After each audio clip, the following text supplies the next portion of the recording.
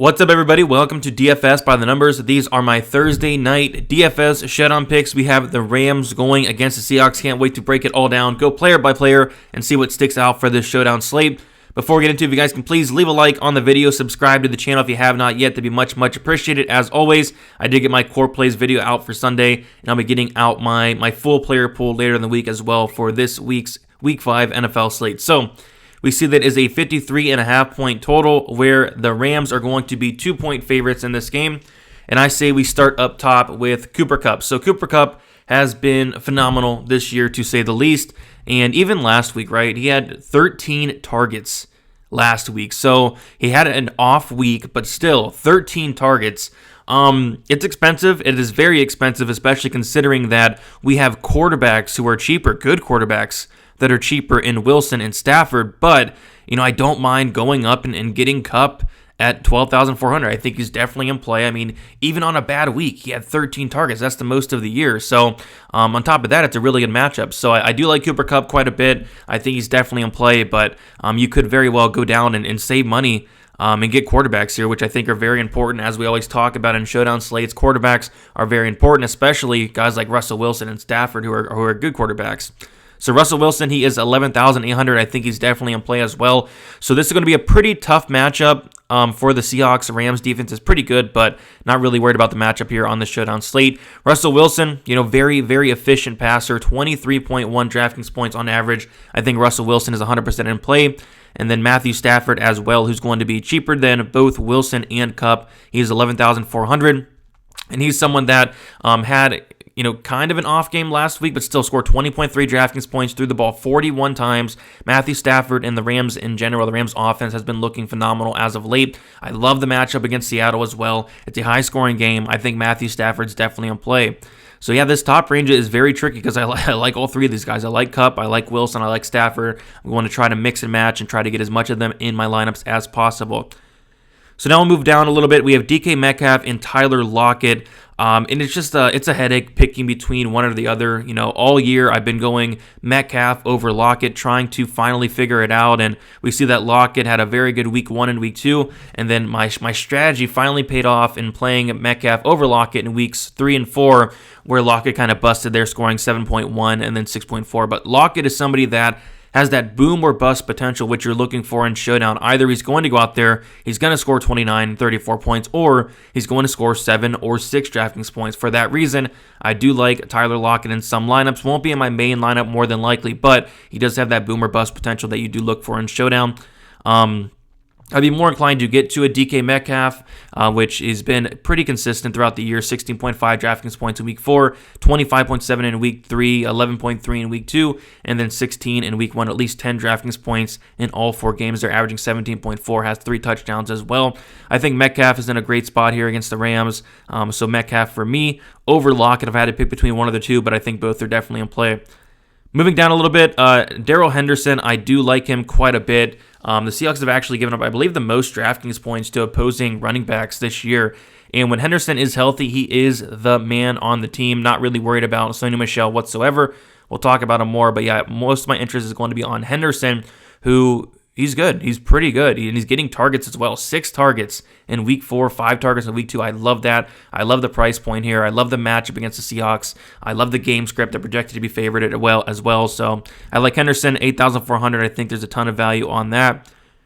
Robert Woods has been a big disappointment, especially for me because I did draft him in season long, and he hasn't really got much going. He's not playing horrible at all. He's just not doing what Cooper Kupp is doing, right? 14.8 DraftKings points in week 4. He had 6.8 in week 3, 12 in week 2, 12.4 in week 1. I think he's definitely a play. I don't mind the price point, but it's clear to see that Cooper Kupp is the number 1 guy, and it's really not even close.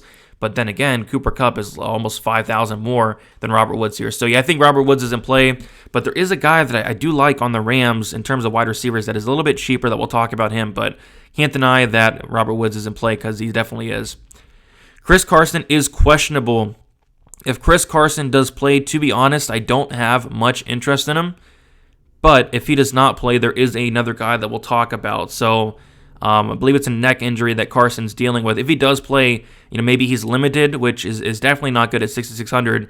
But yeah, if he does not play, there's a guy that does stick out. We'll talk about him. But yeah, not much interest in Carson. Going down, Tyler Higbee, I think he's fine, 5,600. 6 targets last week. Had 5 targets in week 3. Had that off game in week 2. Averaging 9.1 DraftKings points. I think he's okay. Solid matchup against Seattle. I think Higbee's fine. But Van Jefferson is somebody that I really do like at this price point, right? Like, it looks like he's getting the same amount of usage as a Robert Woods. 6 targets week 4, 6 targets week 3. Had that week 1 where he caught that touchdown. Caught a touchdown in week 4 as well, averaging 11.9 DraftKings points. So has some touchdown upside. Getting targets at this price point. I don't hate it at all. I think Van Jefferson is one of the best value plays on the entire slate. Don't hate him at all at 4,800. Going down a little bit, you got Swain, who is the third wide receiver option for behind Lockett and Metcalf. I think he's in play. Am I going to have a ton of him? Not really. He did have that big game in week 2, but averaging 8.9 DraftKings points. I think Swain is in play, but not going to be my main lineup. I'll say that. Deshaun Jackson, no thank you. I guess he has that boom upside, but he's not going to get a ton of opportunities. What does he have? 10 targets on the year in 4 games.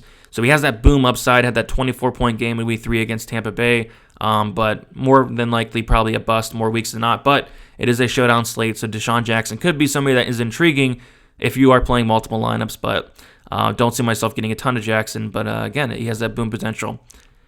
So interesting. We have Gerald Everett and Will Dissly. Everett, it says he has a chance to play Thursday. So if he does play, I do think he is in play. Gerald Everett, 4,000. Getting solid usage. 5 targets in week 3, 2 in week 2, 2 in week 1.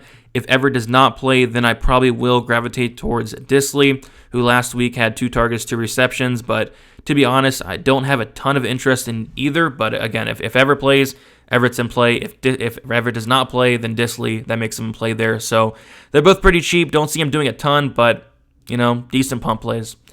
We have the kickers, Matt Gay and Jason Myers, both in play.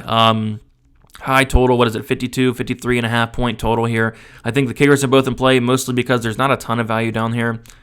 Going down, so Alex Collins is somebody that will 110% be in play if Chris Carson is to miss the game. He actually had 10 carries, 44 yards, and a touchdown, 2 targets, and 2 receptions in a game that Chris Carson did play. So, yeah, if Carson does not play, Collins is going to be that guy. 3,200. Probably just plug him in at that point. Is going to be a phenomenal value. Even if Carson does play, I think you could still get to Collins, but it's not going to be as attractive.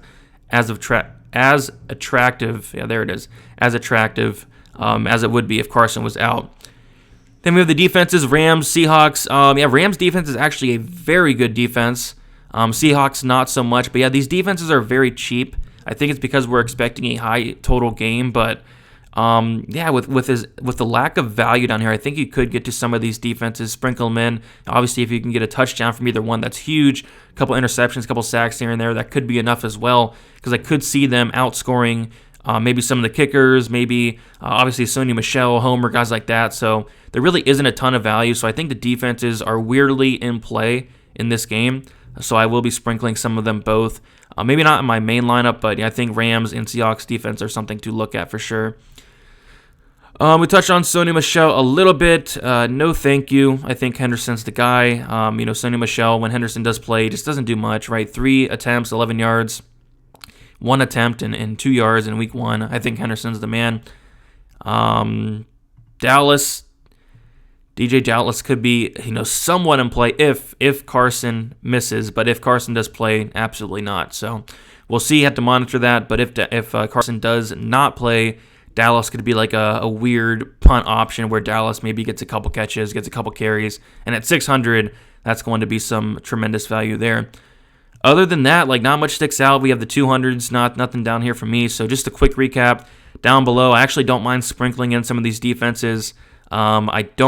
If Carson is out, Collins all the way. Don't mind the kickers going up. I think Van Jefferson has a ton of value. Higbee's not terrible. And then up top, I like Henderson. I think Henderson's in a great spot against Seattle. Run defense there. And I like Cooper Kupp. I like Russell Wilson. I like Matt Stafford. Those top 3 are my top 3. And then Metcalf over Lockett for me. So yeah, pretty interesting slate. I think it's going to be a pretty fun one. Looking forward to it. If you guys enjoyed this video, if it helped you out in any way, please leave a like on the video. Subscribe to the channel. Good luck for this Thursday slate. We'll talk to you soon. My full player pool will be coming out pretty soon for this Sunday. Talking some strategy, all the good stuff. So yeah, guys, that's about it. Good luck. We'll talk to you soon. And